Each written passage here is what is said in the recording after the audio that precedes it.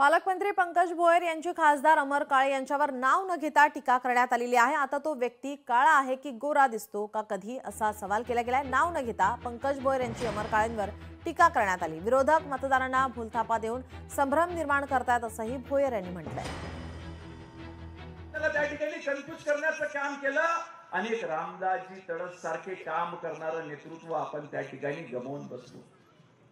आता आपल्यालाच माहित नाही आपण कोणाला निवडून दिलं।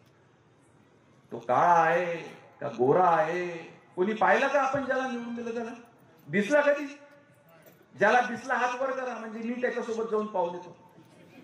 आपण लोकसभेत ज्याला निवडून दिलं तो व्यक्ती दिसला का कधी? आपल्याला काम पडल्यावर आपण कुठं जातो? तर रामदासजीच्या ठियावर जातो की जे चूक लोकसभेच्या वेळेस आपल्या हातून झाली ते चूक पुन्हा होता कामा नये। लोकशाही मराठी ऐका, पहा, जागरूक रहा।